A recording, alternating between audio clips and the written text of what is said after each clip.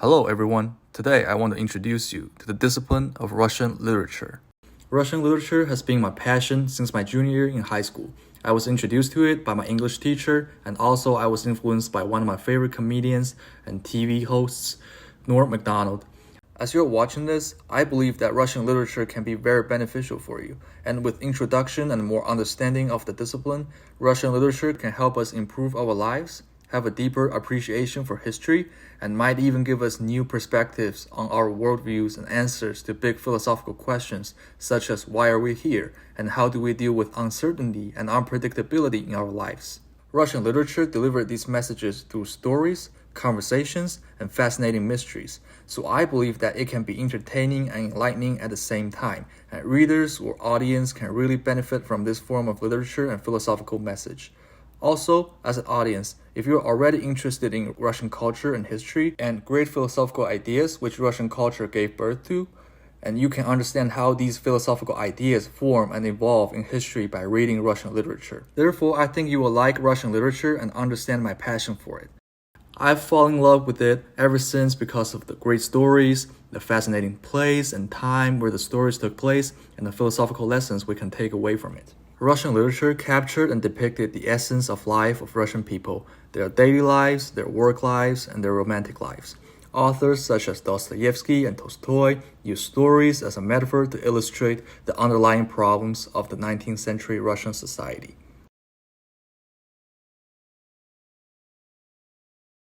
Russian literature has a very wide spectrum, from famous work in medieval times describing Russia under the rule of Peter the Great and Catherine II, to works in Soviet Union era to even contemporary times. The best representation of this is Gorky, who is also a childhood friend of Stalin, but that's another fascinating story for another time.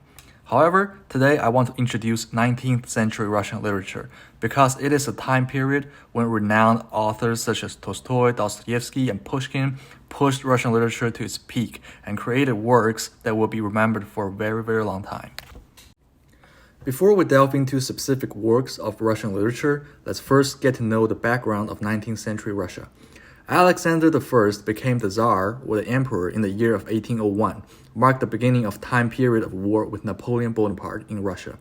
With initial defeat in war with France, the Emperor made adjustments and defeated Napoleon inside Russia the second time, and this war made Napoleon never the same again. Though this century started with glory and heroism, but good times did not last long. The feudal and serfdom system led to great amounts of suffering and unfairness to the serfs, who were privately owned by the landlord due to bondage of debt. Different from slaves, they cannot be traded individually without the land. The system created a century long of oppression and abuse between the relationship of the elites and the serfs. The situation in Russia got even worse when they lost in the Crimean War, which was a huge hit to their economy and social stability. However, this turmoil, depression, and chaos gave birth to several of the most brilliant authors and writers in history.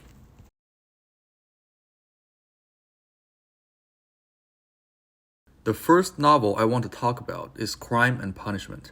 In the book, the protagonist Raskolnikov committed murder in order to steal money to support his sister financially and his own tuition. And he could have gotten away with the crime. However, after he committed the crime, he could not endure the torture and torment of the guilt and regret in his psyche and mind state. He almost gave himself away to the law enforcement because he just couldn't bear the burden of his own conscience anymore.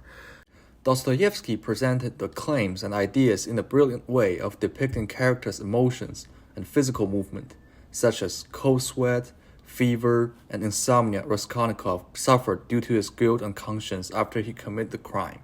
The background of the story was the economic situation in Russia during the 19th century was very difficult, and Raskolnikov and his family were struggling financially. The author tried to convey the message that though people can be very cruel, deceptive, and calculating sometimes, there is also guilt, regret, and conscience in everyone too. Human beings are incredibly complex creatures with complicated emotions and feelings, and human behaviors are fundamentally unpredictable. Brothers Karamazov is my favorite novel of all time. It was the longest read I've ever had. It had me occupied for a whole summer, but the reward in the end was great. This is Dostoevsky's final work, We can understand his philosophy of life, his ideas of morality as what is right and wrong at his contemporary time in Russian society. Also, he expressed his thoughts and feelings about religion and how it interacts with science and the very foundation of society. But first, I want to show you a clip of a Lex Friedman podcast with philosophy professor Sean Kelly. What ideas of Dostoevsky's do you think are existentialist? What ideas are formative to the whole existentialist movement? Excellent. So let me talk about the brothers Karamazov. Yes. Partly because that's the last novel that Dostoevsky wrote. I think it's certainly one of the greatest novels of the 19th century, maybe the best. And I'm about to teach it in a few weeks, so I'm super excited about it. But what is the brothers Karamazov about? I mean, without spoiling the ending for anyone. Spoiler alert. Yeah. I mean, look, it's a murder mystery, right? I mean, the father gets murdered. Yeah.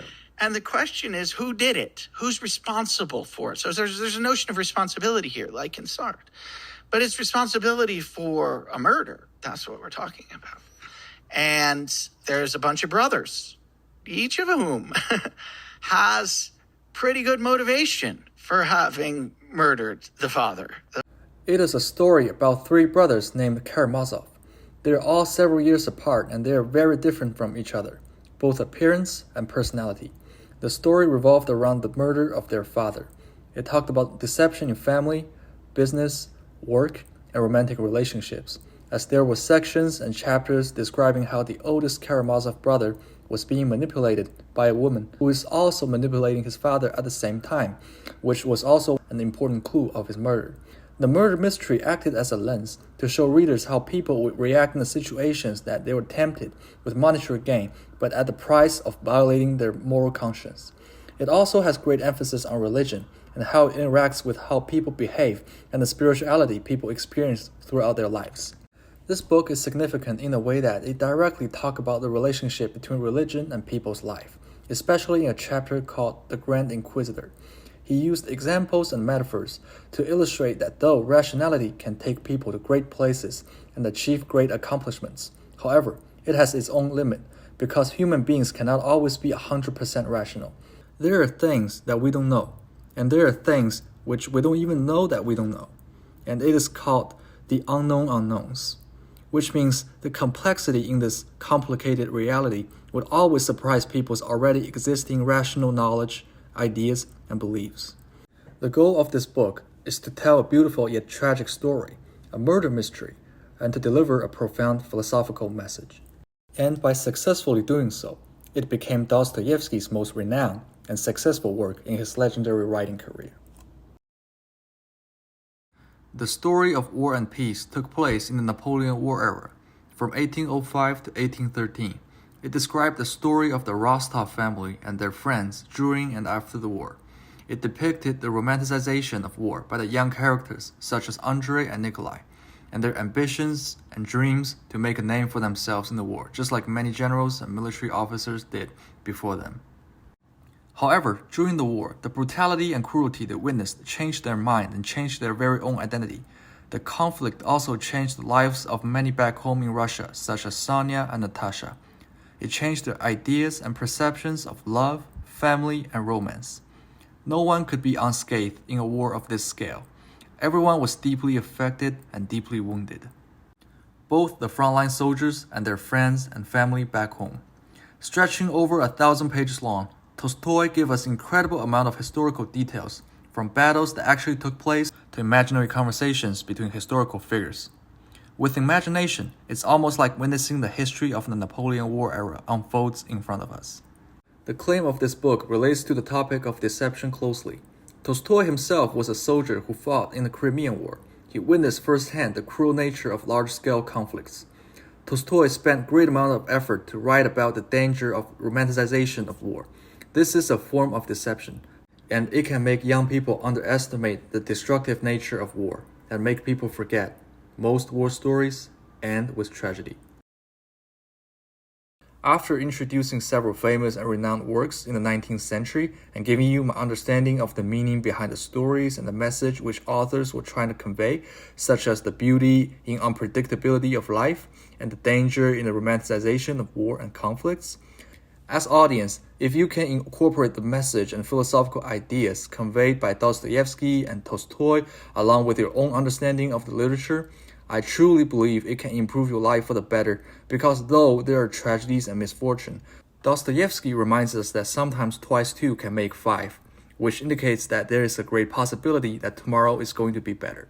If you as an audience can become more optimistic and have a brighter perspective on your future, I think reading and understanding Russian literature can be very well worth the time and effort you will put in. I love Russian literature for its mystery, tragedy, and beauty.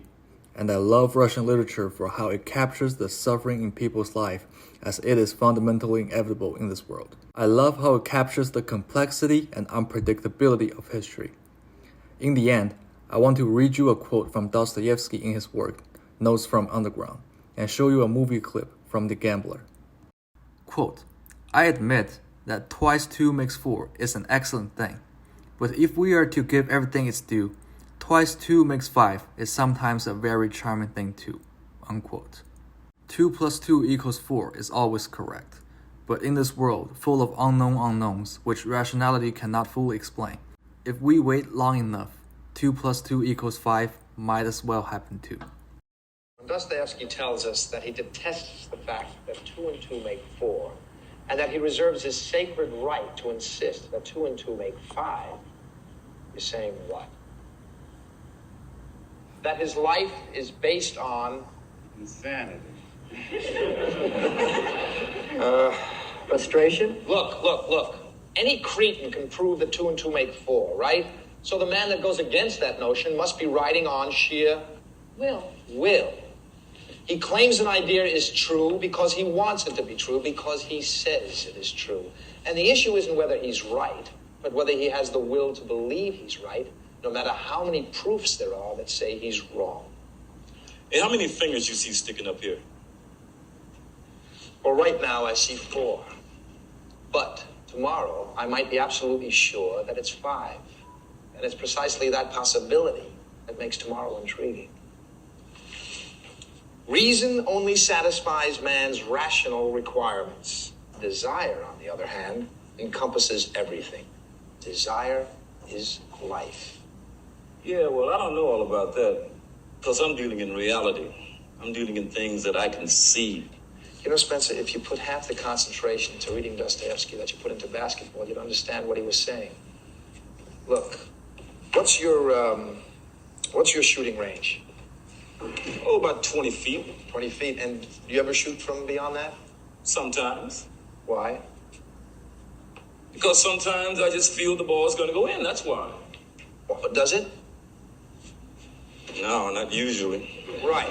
But for that 1 second before you shoot, you're absolutely certain that it is going in. All athletes and poets know that. It's their secret connection. They know it's going in. They know that 2 and 2 are 5.